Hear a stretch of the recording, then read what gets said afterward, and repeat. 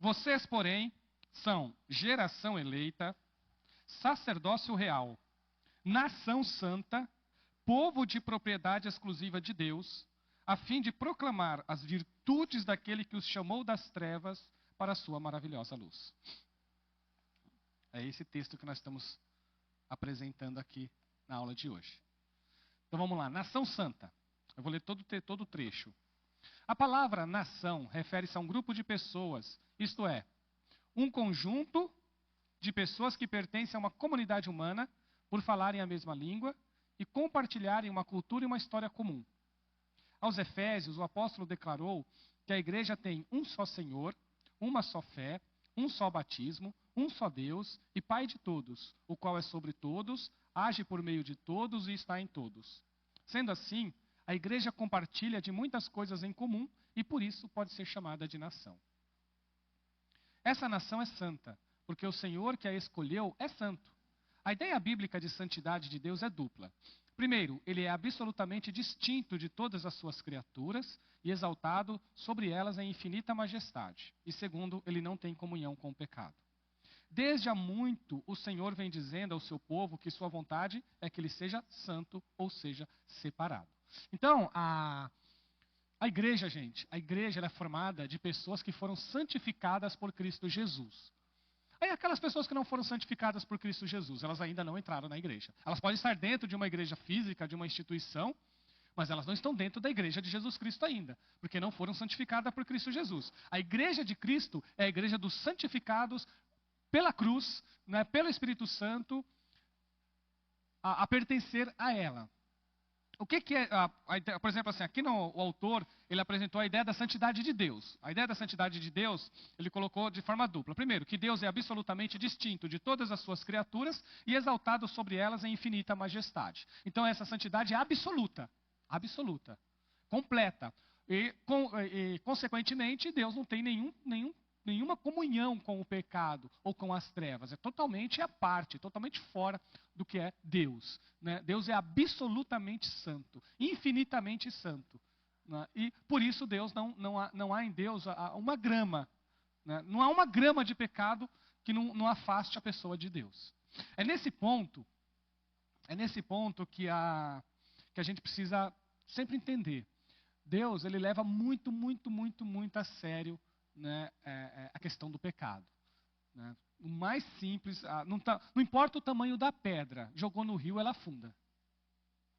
Então, é claro que existe gravidade. Eu sempre falo assim, a gente sempre fala, pecadinho, pecado. Não, tem gravidade sim. Tem coisas que são mais graves que as outras. Né? Então, existe sim variações de pecados. Isso está na Bíblia, tá bom? Uma vez Jesus falou assim para uma pessoa, falou assim, aquele que me entregar comete um pecado maior. Jesus disse isso, não disse? Está na Bíblia lá, não vou lembrar agora o texto, mas está lá. Né? Jesus se referindo ao pecado da traição como um pecado pior do que o que ele estava vendo. Então existem pecados mais graves, a gente sabe disso. É só ver a realidade, né, gente? Tem coisas que são gravíssimas, algumas coisas, todas elas trazem consequências. Todas. Né? Todas elas vão trazer uma consequência. Porém, quanto mais grave o ato, maior será a consequência. Maior será essa consequência. O preço a ser pago será maior. Né? Algumas coisas são fáceis de resolver, outras já são mais complicadas. Então, mas, independente disso, tamanha consequência que vai cair sobre a pessoa. No caso de Deus, gente, todas elas afastam a pessoa de Deus. Todas elas afastam, as pequenas quanto as grandes. É por isso que Jesus é a solução.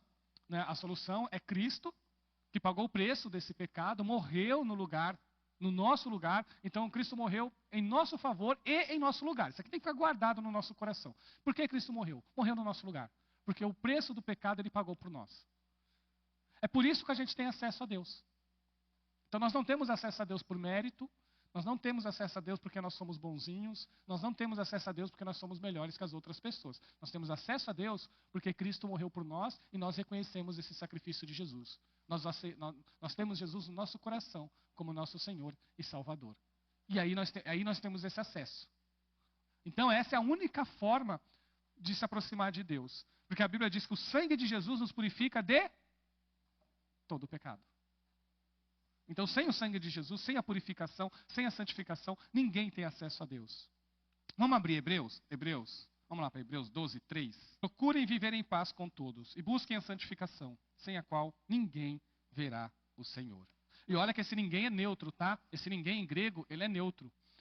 E aí, porque ele envolve todas as pessoas, não só você, mas as outras pessoas também. Né? Então ela envolve ninguém. Quando diz ninguém, é ninguém mesmo. Sem a santificação, ninguém vê Deus. Né? Então olha como que a santificação é importante. Porque quando a pessoa ela é um santificado em Cristo Jesus, as outras pessoas também conseguem ver Deus. Como? Através de você. E se a pessoa não tem uma vida de santificação, ninguém consegue ver. Nem você e nem as outras pessoas. Olha que o texto traz essa ideia.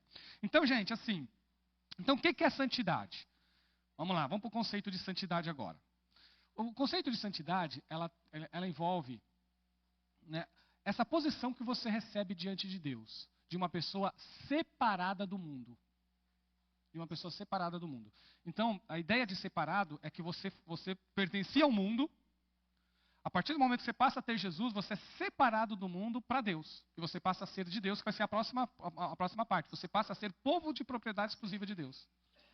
Não, a gente vai falar dela daqui a pouco. Então, primeiro, você estava no mundo. Você recebe, Jesus passa a morar dentro de você. Aí você deixa de fazer parte do mundo e você passa a fazer parte, né, de Deus. Isso já é santificação. E isso já te dá a posição de ser chamado de santo.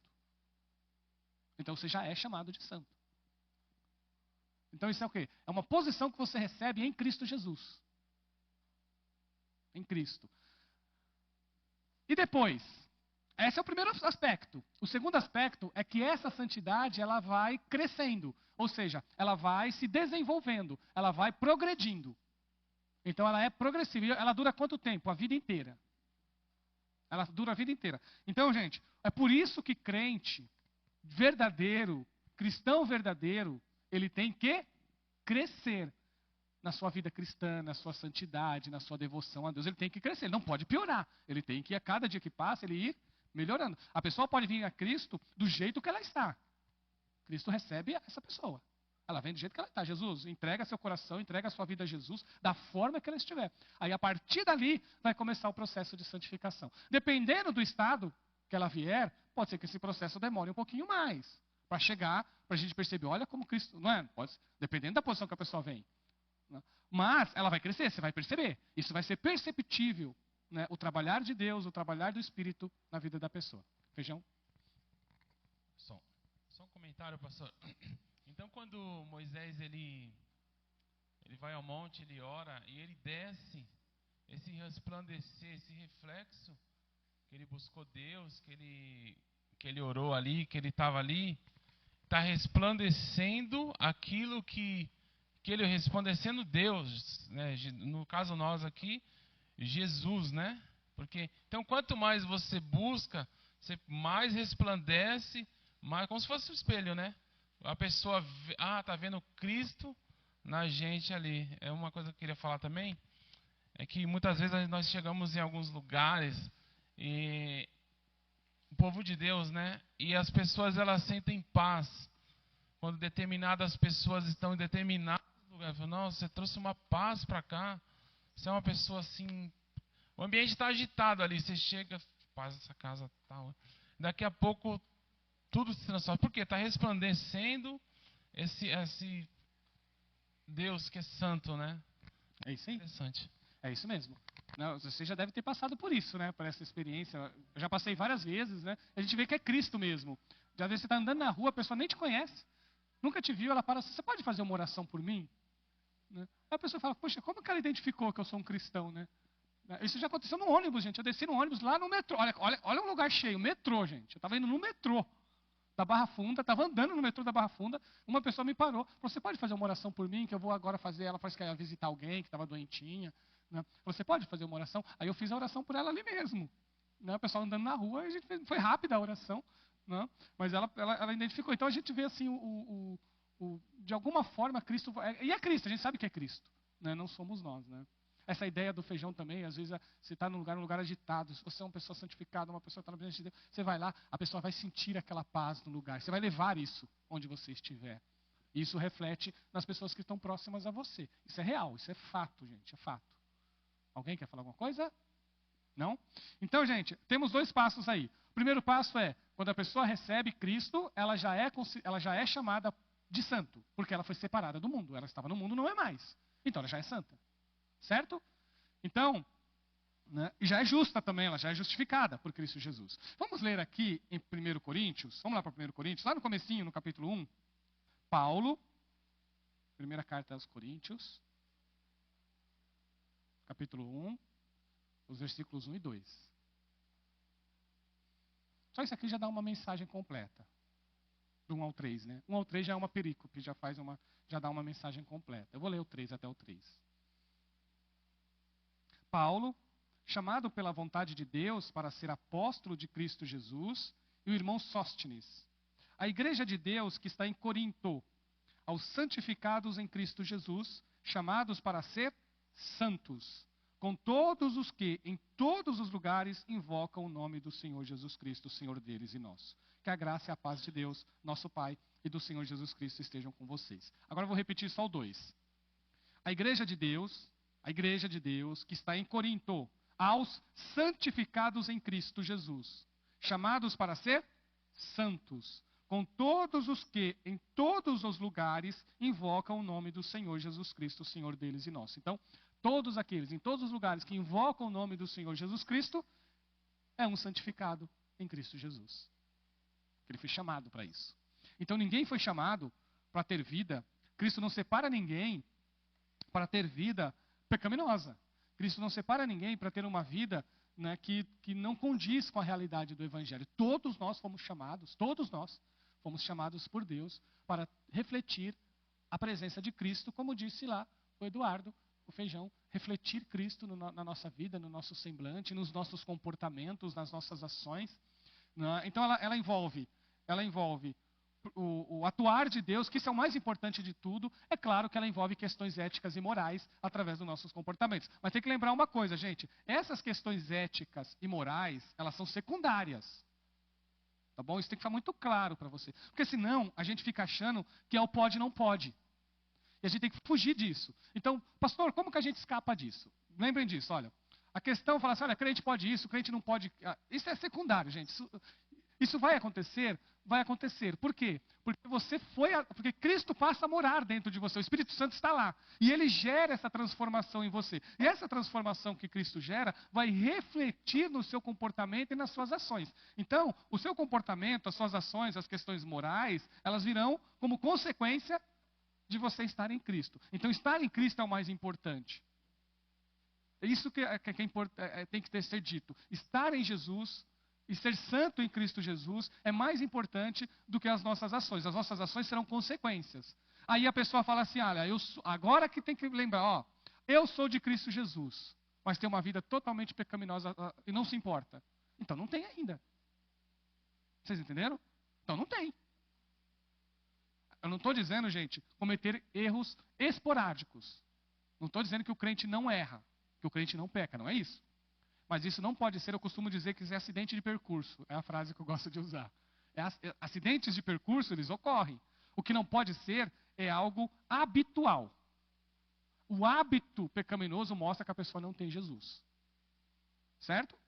Um pecado, a pessoa se arrepende e não comete mais. Tem isso também, né? Não comete mais. Né? Se arrependa, busque poder de Deus e graça de Deus para vencer e vence aquilo lá. Isso sim, isso é crente. Isso é crente. Ficar no hábito, aí significa que Cristo ainda não transformou o coração. Então, vocês viram por que é secundário? Porque ela reflete o estar em Cristo ou não. Então, quem tem Jesus, quem é santificado em Jesus, isso vai refletir na vida dela, vai refletir na moralidade dela, vai refletir nas ações dela. Povo de propriedade exclusiva de Deus. Quando é que algo nos pertence? Quando ganhamos, herdamos ou compramos esse algo, certo? Seguindo essa ideia, a igreja é propriedade do Senhor, porque Ele a comprou, não com ouro ou prata, mas com o seu precioso sangue. Cristo comprou os homens para Deus, os homens da terra, né? De maneira que eles se tornam propriedade de Deus, livres da escravidão, do pecado e da morte, do mal e do sofrimento, que importunou a sua existência terrena. O preço da compra é o sangue de Cristo.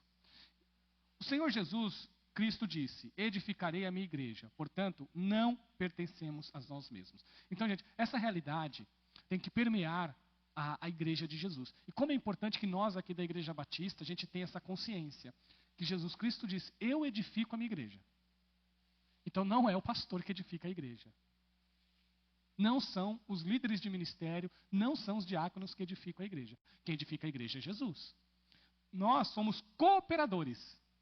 Porque Deus, pela sua misericórdia e pela sua bondade, né, nos concedeu a bênção de ser um cooperador na obra dele.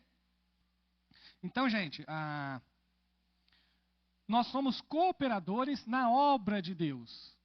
Na obra de Deus. Então, nós servimos a Deus e Deus Ele edifica a igreja, né, através do nosso serviço.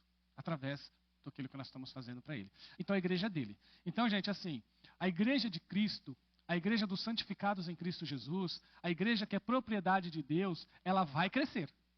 Ela vai crescer. Em qualidade, em número também, tá bom? Eu gosto muito de pensar, e é isso que eu penso quando eu estou pastoreando a igreja, a gente crescer na qualidade e essa qualidade resultar em crescimento numérico. Não é? Então, fazer bem feito o que tiver para fazer com o coração, com a alma, com o nosso melhor. E o nosso melhor, às vezes pode ser simples, mas é o nosso melhor. Obrigado.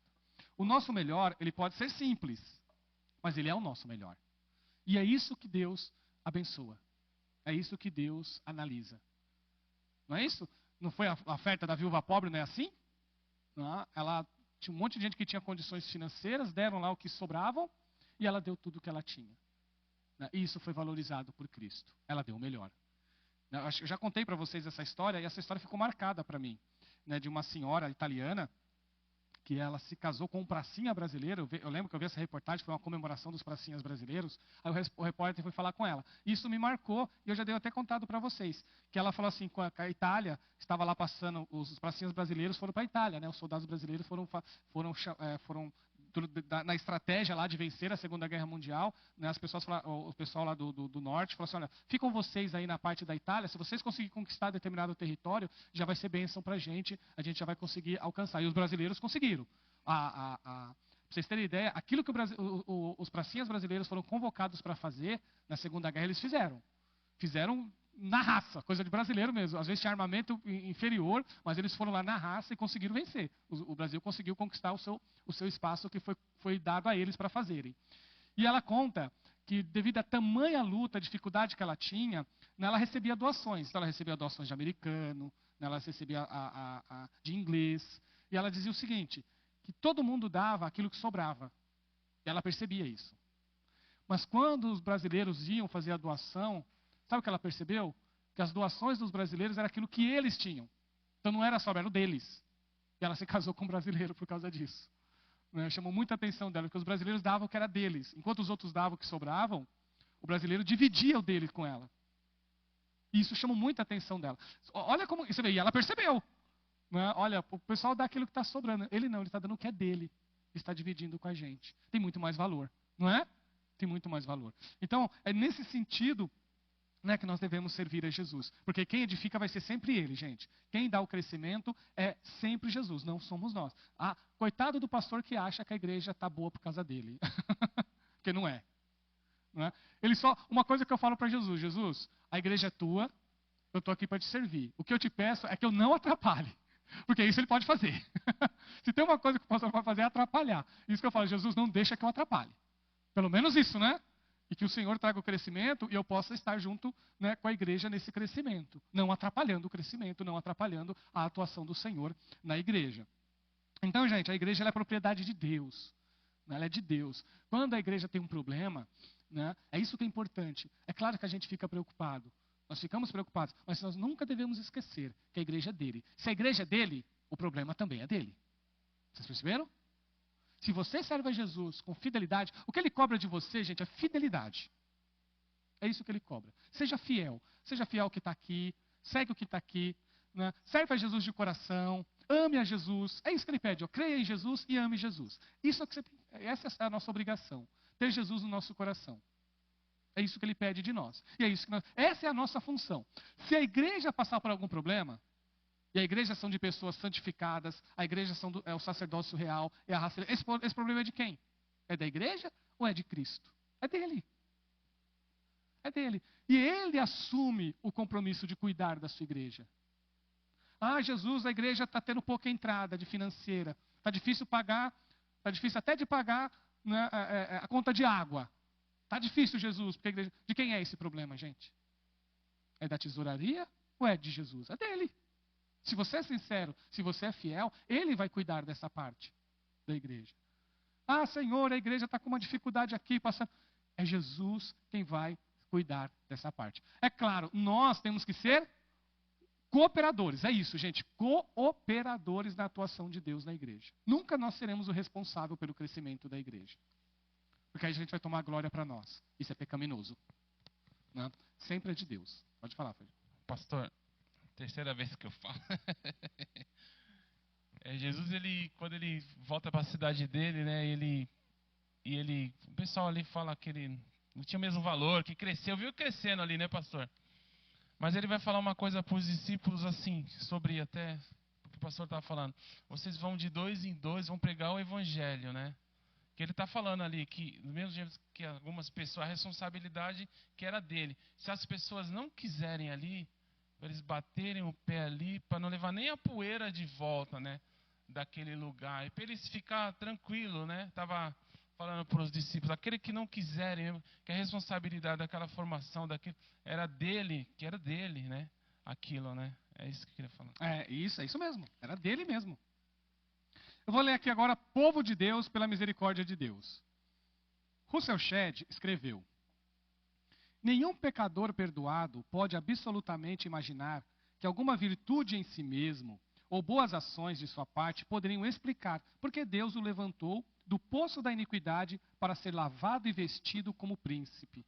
De fato, a iniciativa da nossa salvação pertence inteiramente a Deus. No princípio, Deus, Gênesis 1. Mas Deus, Efésios 2:4. Toda obra de salvação é sempre uma iniciativa de Deus. Uma misericórdia, receber misericórdia.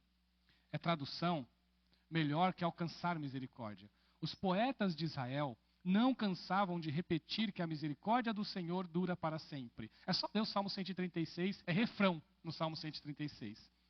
O profeta Jeremias declarou que as misericórdias são a causa de não sermos consumidos.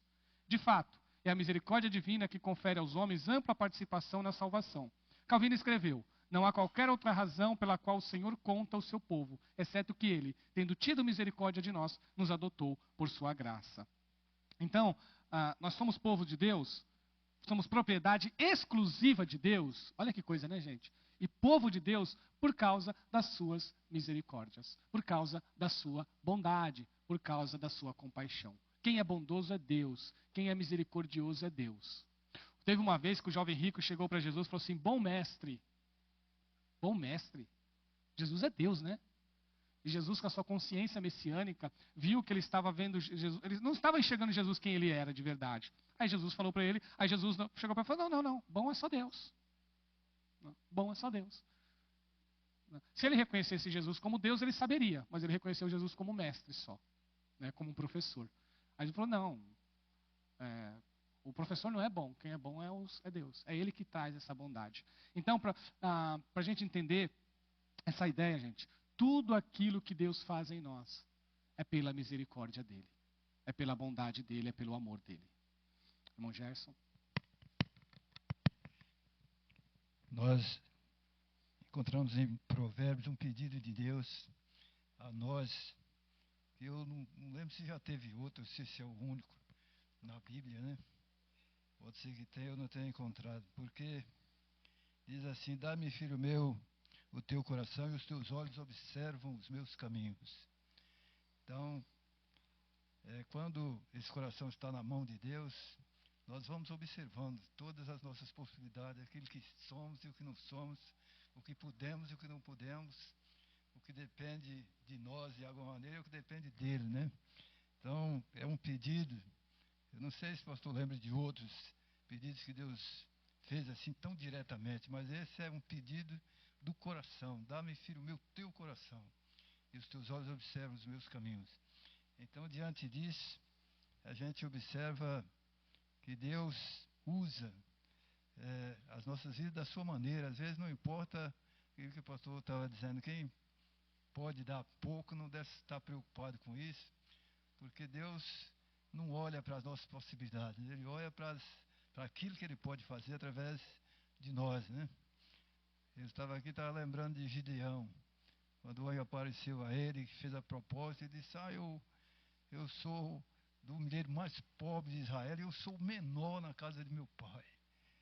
E é como se Deus dissesse, é você mesmo que eu quero, né? Então, quer dizer, não importa aquilo que você é, mas importa que o seu coração está na mão de Deus. Aí você vai observar os caminhos de Deus e vai agir de acordo com a sua vontade, pelo menos procurar fazer isso, né? Isso, é isso mesmo. Deus, o poder de transformação está em Cristo, né? Nós temos que confiar. Nós temos que confiar. Sabe, gente, servir a Jesus servir a Jesus é se entregar a Jesus.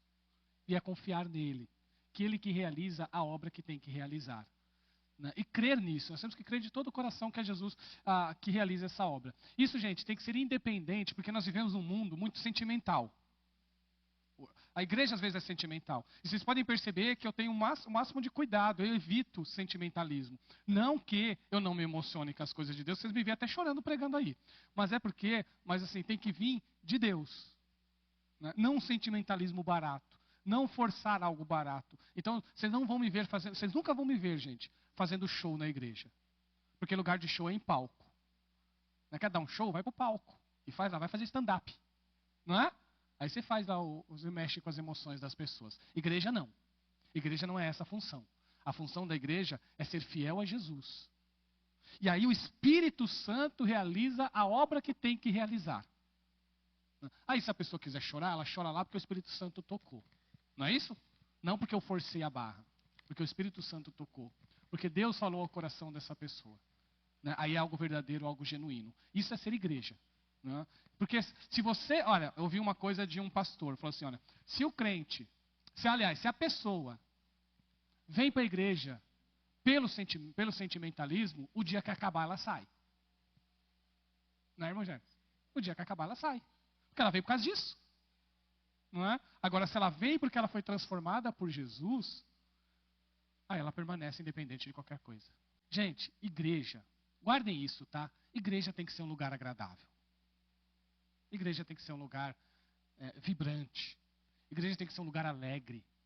Né? Sabe, eu costumo dizer para você, eu falo isso para os líderes nas reuniões. Os líderes, tem alguns que estão aqui, eles ouvem eu falando isso. Às vezes a pessoa vem do seu trabalho, passou uma luta lá no trabalho.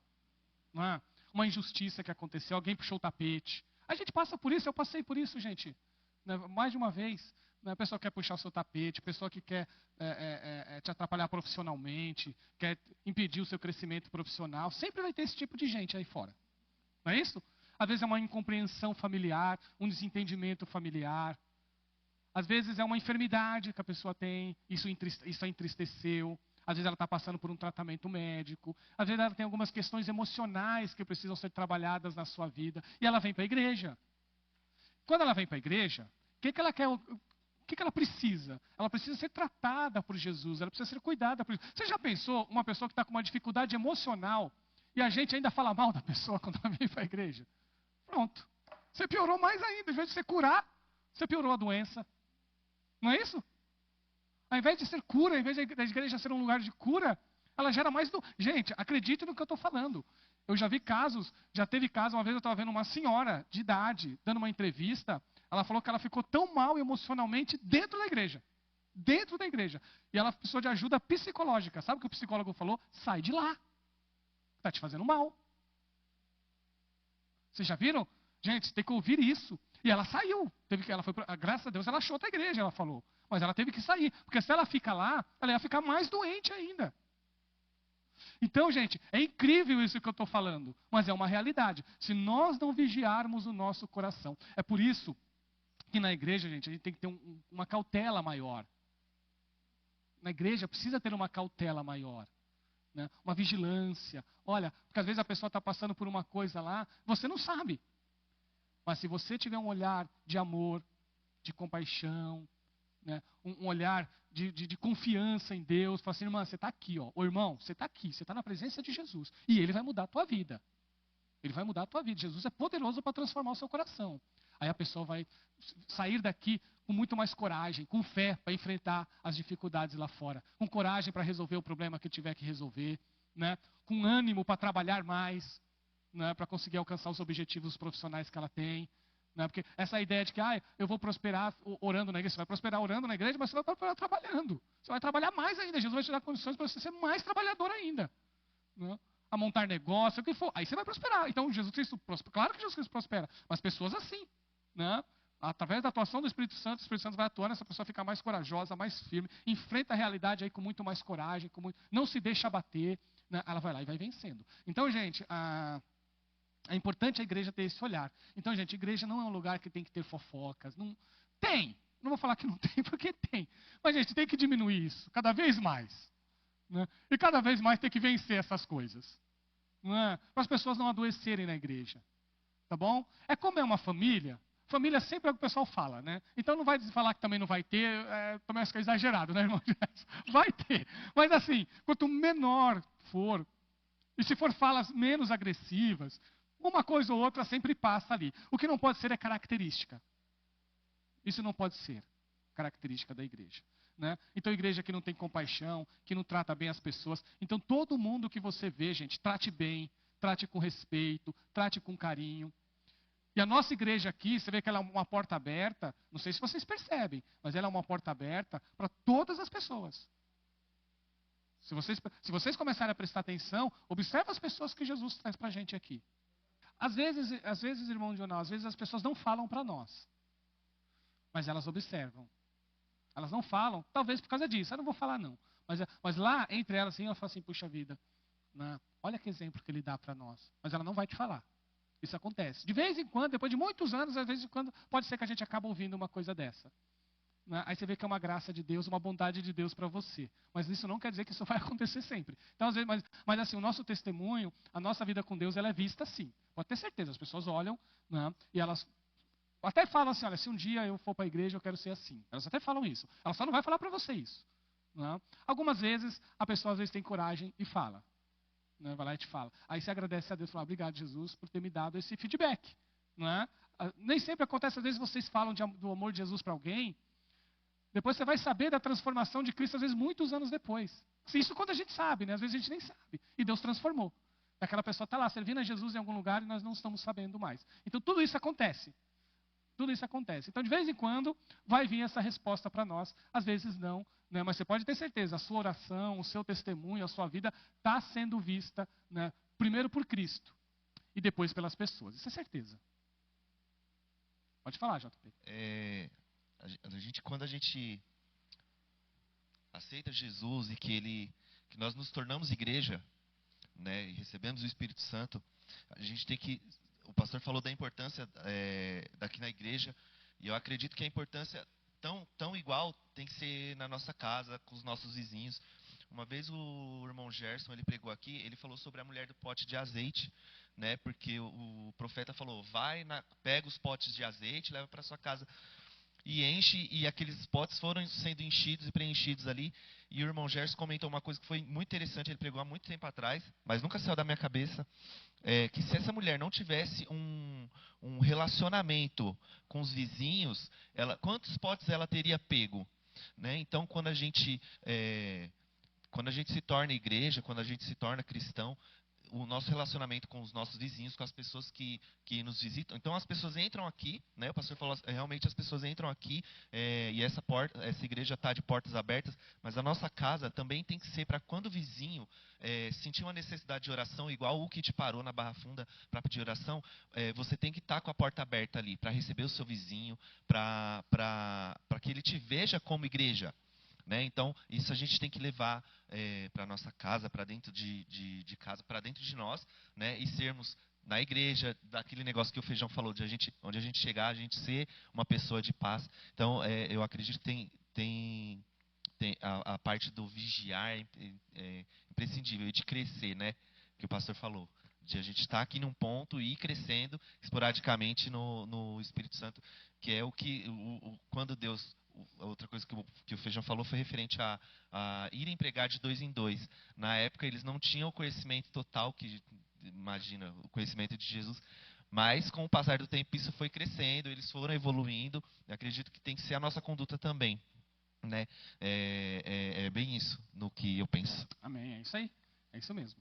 Vamos ler aqui a missão da igreja? A missão da igreja, ainda baseada em 1 Pedro. Está assim. Outras lições desta revista vão tratar especificamente sobre esse assunto. Todavia, queremos apenas confirmar a famosa expressão: todo grande privilégio é seguido por uma enorme responsabilidade. Ou nas palavras de Jesus: aquele a quem muito foi dado, muito lhe será exigido. Então, na visão de Pedro, qual é a principal tarefa da igreja? A fim de proclamar, diz, as virtudes. Proclamar é propagar, anunciar. A palavra tem a força adicional de declarar coisas desconhecidas, que é baseado numa chave linguística, né? Virtudes no grego é areté, que significa excelência moral, os feitos maravilhosos de Deus, seus atos poderosos, maravilhosa luz. A palavra significa admirável, notável, aquele que causa admiração e respeito, devido à sua grandiosidade, poder ou raridade. Jesus disse: eu sou a luz do mundo. E ele mesmo disse aos seus discípulos: vós sois a luz do mundo. Portanto, não podemos ser negligentes, preguiçosos ou relutantes em proclamar os atributos tão louváveis. O apóstolo Paulo não se envergonhou de anunciar o evangelho em Roma, porque afirmou que ele é o poder, a salvação e a justiça de Deus para todo aquele que crê. Então, lá em 1 Pedro 2,9, ele fala que nós somos nação santa, povo adquirido para proclamar essas virtudes daquele que nos chamou. Então, a função da igreja, a gente fala, qual é a missão da igreja? A missão da igreja é proclamar o evangelho de Jesus. A missão da igreja não é ficar nas quatro paredes. A missão da igreja é realmente ir em busca do perdido. Isso é a missão da igreja. A igreja tem que fazer isso. Eu me lembro uma vez de um pastor que ele, olha o testemunho que ele deu. Ele falou assim, ele é um pastor presidente dessas igrejas que tem várias congregações. E ele comandava várias congregações. E ele, o tesoureiro, foi falando para ele assim, olha, a gente ajuda tanto em missões. Ele achou que estava alto. Ele falou assim, acho que eu vou diminuir a contribuição de missões que a gente faz para manter missões, para a gente resolver problemas internos da igreja. E ele falou que fez esse pedido lá para o tesoureiro. Só que quando ele foi dormir, ele deitou, ele falou que o Espírito Santo falou no coração dele, ele falou assim, olha, se você deixar de contribuir por missões, eu também vou fazer o meu povo deixar de contribuir para a igreja. E aí, ele acordou e na mesma hora ele chamou o tesoureiro e mudou tudo de novo. Falou, não, mantém o que está aí e nós vamos fazer um propósito para ver se a gente consegue aumentar. Porque você viu, gente, a obra é dele. Ele estava tirando uma prioridade, né, por algo que não seja importante, mas será que é prioritário? Né, como a prioridade? Aí ele percebeu que missões era prioritário. Ele falou assim, não, então nós vamos voltar a contribuir com missões. Vocês entenderam, gente, como é importante isso para a igreja? A igreja, o trabalho dela é esse, gente. Esse é o trabalho dela. O trabalho da igreja é realmente as almas, são as vidas, tá bom? Então, nós devemos, por isso que nós temos que ser luz. Por isso que nós temos que ter uma vida diante de Deus. Porque essa vida é testemunho lá fora. Essa vida é uma proclamação. O São Francisco de Assis, que é um santo católico, né, tem uma frase dele que fala assim, evangelize, proclame, né, dê seu testemunho, use de todos os meios para anunciar Jesus para as pessoas. Se sobrar tempo, você prega, você anuncia, você fala. Aliás, ele fala assim, se sobrar tempo, você fala. Ou seja, primeiro é a vida, né? O que ele quer dizer é isso, ele não quer dizer que não era para pregar, ele quer dizer que a vida é prioritária. A vida é prioritária. É por isso que a gente tem que ser, como está aqui, olha, raça eleita, sacerdócio real, nação santa, povo de propriedade exclusiva, pela misericórdia de Deus, nós temos isso dentro de nós. E aí, nós anunciamos para os outros. Pode falar, irmão Gerson. O convite é para proclamar virtude, né? Então, eu estava pensando, a gente está falando aqui de igreja, de família, eu estava pensando, a igreja nada mais é do que uma família ampliada, quer dizer, um local que comporta todas as famílias. E aí os problemas das famílias, às vezes, vêm para cá. E por isso é que surgem, às vezes, problemas na igreja, né? Mas a gente não pode se enrolar com isso. Tem que ter sabedoria. E às vezes ele vai para o púlpito falar de problemas da igreja. E não foi para isso que fomos chamados para proclamar virtudes. Então, quando acontecem problemas, a gente tem que agir com sabedoria, como o pastor sempre faz, reunir o pessoal, avaliar as situações e ver se alguma coisa não está de acordo, não está batendo com aquilo que tem que ser, entre nós procurarmos resolver, porque aqui não é lugar de proclamar problema, é lugar de proclamar virtude, né? A nossa vida está na mão de Deus para isso. Os problemas surgem, porque somos humanos e aonde há humanos há problemas. Mas nós temos que buscar no Espírito Santo a sabedoria de resolver esses problemas a fim de que as virtudes sejam vistas. Porque Deus é glorificado pelas nossas virtudes e não pelos nossos problemas, né? E por isso Ele está sempre pronto a nos ajudar a resolver os problemas para que o seu próprio nome, como diz, para que veja as vossas boas obras e glorifique a vosso Pai que está nos céus. Então, quando nós fazemos boas obras, o nome de Deus tem que ser glorificado, né? E não o nosso. E há pessoas, às vezes, que querem inverter os papéis, quer ser glorificado por aquilo que faz, quando Deus não divide a sua glória com ninguém. Amém. É verdade. É isso mesmo. A igreja do Senhor Jesus Cristo precisa conhecer melhor a sua verdadeira identidade. Uma das coisas belíssimas que nos acontecem por pertencermos à igreja é o reconhecimento de que somos escolhidos. Você não é deixado de fora, está dentro. O Senhor escolheu você também. Quando o anjo contou a José que o Espírito Santo era o responsável pela gravidez de Maria, ele ordenou que fosse dado à criança o nome de Jesus, versão grega de Josué do Antigo Testamento, que significa o Senhor é Salvador. Esse nome tinha um significado especial, explicou o anjo, porque Jesus salvará o seu povo dos pecados deles. A igreja de Cristo, não é só uma instituição. Ela é uma instituição, por exemplo, nós tem CNPJ, paga os impostos, essas coisas, tudo que tem que pagar a gente faz, né? Todas as nossas obrigações sociais, elas são feitas. Mas ela é muito mais que isso. A igreja de Jesus, ela é um organismo vivo. Ela é a reunião de pessoas que foram chamadas por Deus. Ela é um corpo. Tudo isso vai ser falado.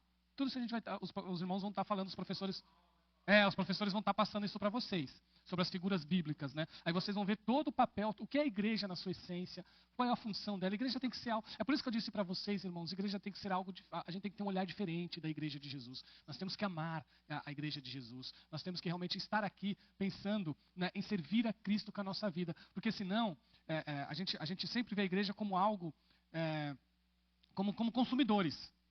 Nós não somos consumidores de igreja.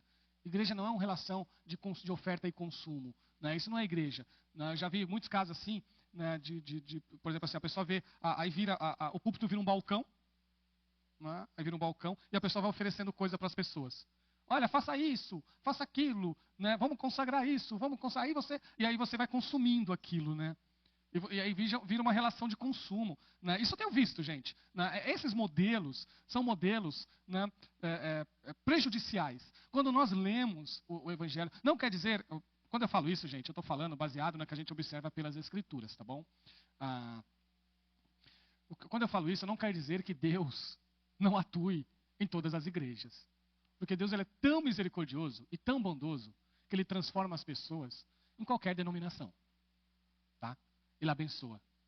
E Ele cuida. Por que isso, gente? Porque Ele é gracioso. Não sou eu que decido que Deus só vai fazer se for bonitinho dentro da ortodoxia da minha igreja, se for doutrinariamente perfeito, aí Deus atua aqui. Se não tiver dentro dessa caixinha perfeita que a gente criou, não é? Então Deus não atua. Quem disse que Deus não atua? Deus, ele é misericordioso, ele é bondoso, ele atua em todos os lugares. Mas, quando a gente faz uma análise completa, a gente observa que existe algum tipo de relacionamento que não traz o crescimento para a pessoa. E a pessoa vive nessa questão de consumo a vida inteira, né? E a igreja não é isso. E a pessoa só vai na igreja para buscar bênção. Vira um negócio, fala assim, eu vou lá para buscar bênção. Gente, uma coisa que é importante. Quando Deus falou com Abraão, guardem isso. O que Deus falou com Abraão? Aqueles que abençoarem a Abraão seriam abençoados. Aqueles que amaldiçoarem seriam amaldiçoados. Mas ele falou uma coisa a mais. O que ele falou? Abraão, a bênção vai ser você. Não é isso? Não foi isso que ele falou? Tá lá, gente, é só ler Gênesis, A bênção é você. Então, já pensou? Então, e isso daí, gente, serve para nós. A bênção da igreja são os crentes. Não é isso? Vocês são a bênção da igreja. São vocês que são os abençoadores. São vocês que são as pessoas que carregam a bênção de Deus. Então, aquela ideia de ficar só de receber, a gente não entende o que a Bíblia diz sobre nós, né? Sabe, se você tem Cristo no seu coração, se Cristo está dentro de você, se o Espírito Santo mora dentro de você, você tem todas as condições de ser cada vez mais vitorioso e vitoriosa nessa vida. Está dentro de vocês. Então a bênção está dentro, a bênção é sua, é você. Você é a própria bênção de Deus. Então tudo aquilo que você faz, é verdade, tudo aquilo que você faz, Deus abençoa. Né? As suas ações, Deus abençoa. O seu comportamento, Deus abençoa. O seu trabalho, Deus abençoa. Né? E Deus, porque a bênção é você. E Deus abençoa toda a esfera do seu alcance. Toda a esfera do seu alcance. Aí vai depender, né, de qual é a esfera do seu alcance. Não? Mas Deus abençoa toda essa esfera. Por exemplo, primeiro ele ficou ali só com a família dele. E ele era luz e bênção só ali, entre os irmãos e os pais. Não é? Depois teve uma injustiça que aconteceu com ele, um ato de injustiça. E aí Deus é soberano para decidir. Não que não vai acontecer coisa ruim. Para ele falar, não vai acontecer nada ruim com o crente. Não acontece, aconteceu com José. Ele foi injustiçado e acabou sendo vendido como escravo. Depois, como escravo, ele teve ali só a casa do Potifar. Era a esfera do que ele atuava. Era Potifar, a esposa, né, e os outros empregados ali. Ele foi benção ali. Não foi? Depois aconteceu uma outra injustiça com ele. Olha que coisa, gente. Ele foi parar na cadeia. Sabe onde ele foi bênção? Dentro da cadeia. Até que a esfera dele aumentou. E ele foi bênção não só para o Egito, mas ele foi bênção para os seus próprios parentes depois. Olha a amplitude. Todo o Egito ele foi bênção depois. Olha como que Deus ampliou a influência dele. Mas onde ele estava, ele era bênção. Né? E é essa parte. Então, gente, pertencer à igreja de Jesus, tudo isso que eu estou falando, Deus dá em conjunto. Deus dá em comunhão. Tá? Por isso que eu disse na outra aula, e vou repetir mais uma vez, não existe carreira solo para o cristão. Tá? Não existe carreira solo. A palavra igreja nem tem esse sentido. A palavra igreja sempre tem um sentido de coletividade. A palavra igreja nunca foi usada, não existe igreja individual. Isso não existe. Tá bom? A igreja sempre é o coletivo. Sempre é o coletivo. Então, esse coletivo ele se dá localmente e ele se dá também universalmente. Mas é o coletivo. Então, você é abençoado quando você está em comunhão com as outras pessoas. Você é abençoado quando você tem um corpo de Cristo. O mundo, gente, o mundo cria um monte de estratégia para atrapalhar as pessoas de Jesus. A gente sabe que existe, como eu disse para vocês, a igreja tem que evitar as fofocas. A quem muito é dado, muito é cobrado. Então, existe sim um compromisso gigantesco com a igreja. Eu sei, às vezes eu me pego de joelhos a Jesus preocupado do tamanho da minha. Né? Porque além de eu estar na igreja, eu sou pastor de uma igreja. Né? Então eu sei que a responsabilidade é gigantesca. Eu sei que a igreja é de Jesus. Então, graças a Deus, eu já aprendi isso, que a igreja é dele. Então, as coisas mais sérias, eu sei que ele vai cuidar e ele vai me ajudar. Quando eu precisar de uma coisa mais complicada, eu sei que ele está lá para resolver. E a minha função é ser fiel. Mas às vezes eu me coloco de joelhos e falo, Jesus, me ajuda. Me ajuda para eu conseguir, para Deus estar atuando, e eu não seja nenhum tipo de empecilho. E aí, gente, a quem muito é dado, muito é cobrado. Então essa cobrança ela é maior. Isso tem que fazer a gente se ajoelhar e buscar a presença de Deus. Então a gente sabe que tem muita igreja que, infelizmente, acaba dando muito mau exemplo. A gente sabe disso. Né? Que Deus tenha misericórdia de nós e que esses maus exemplos não aconteçam com a gente. A gente escuta a frase assim, Jesus é maravilhoso, o problema é o fã-clube. Então a gente acaba criando um monte de historinha por aí de gente que acabou sendo magoada, né? E acabou confundindo, né, essa mágoa de pessoas imperfeitas, que a igreja é de pessoas imperfeitas, acaba atribuindo isso à igreja de Jesus. Deus não tem plano B, não. Né? Deus não tem plano B, não. O plano de Deus está dentro da sua igreja. Dentro da igreja. O plano dele está na igreja. Então não existe outra alternativa a não ser a igreja. Né? Então, fora da igreja, não dá para a gente desenvolver um cristianismo verdadeiro. Tem que ficar muito claro isso. Então, isso aumenta muito a nossa responsabilidade. Aumenta demais. Então, na igreja de Jesus, nós temos que dar exemplo. Né? Então, gente, sempre tomar cuidado com o que fala. Né?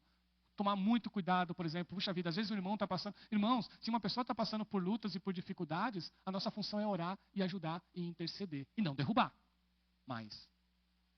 Porque para isso o diabo já sabe fazer perfeitamente. Não é?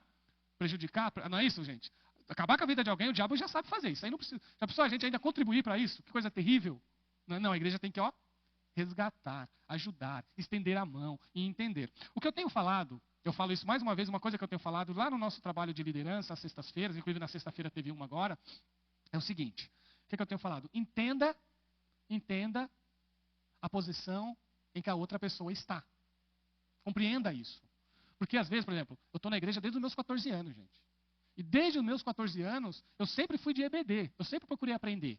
Desde os meus 14 anos. Eu sou aluno de EBD desde os meus 14 anos de idade. Comecei nos jovens, né? Depois fui para a classe de adultos, Vai chegar um dia que eu vou estar na classe da terceira idade, se tiver. Não é? Mas eu sempre fui desde os meus 14 anos. Eu já estou com 46.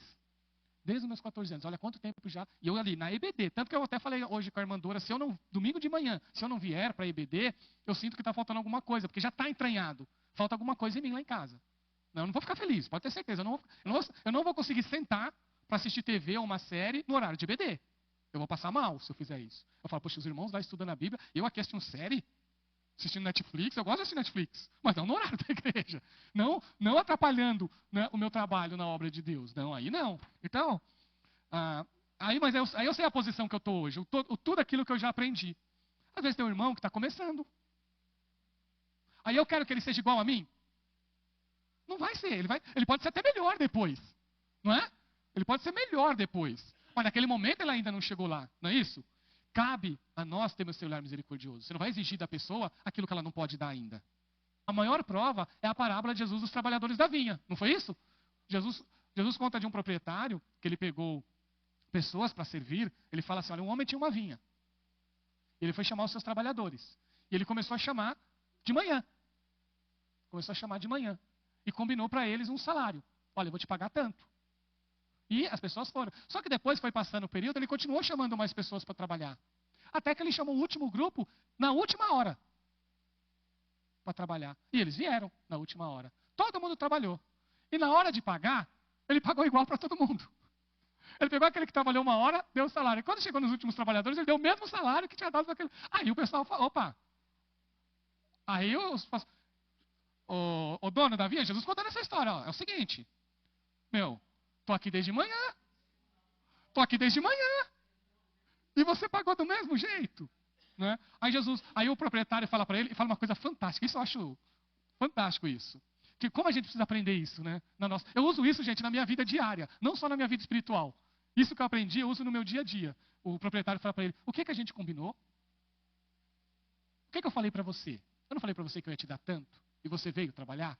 Então, olha o que eu estou te dando. Exatamente aquilo que nós combinamos.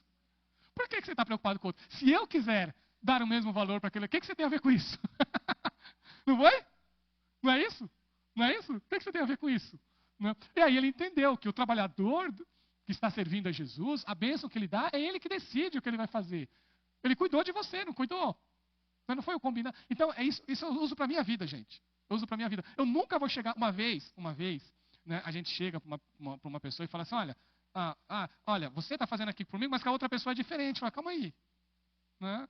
E a gente fica usando o outro como referência. Não, a referência é o combinado. Não é? Ele que é a referência. Se foi o combinado, o outro não tem nada a ver com o peixe, com a história. Não é, gente? Então, servir a Jesus é isso.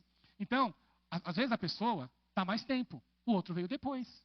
A bênção, o cuidado de Jesus será o mesmo com aquela pessoa. Só que às vezes a pessoa vai precisar a gente saber respeitar esse tempo, esse espaço. Cabe a nós isso, gente. Às vezes nós temos pessoas que ainda estão em processo de conversão. Você, que já foi trabalhado por Jesus, no coração de Jesus, tem que entender essa pessoa e esperar o tempo dela. Não fica exigindo dela que ela seja igual a você.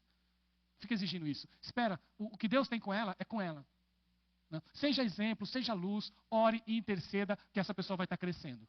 Né? E às vezes vai ter uma vida espiritual muito mais vibrante que a nossa. Vai servir depois de referência para nós. Mas nós temos que saber esperar.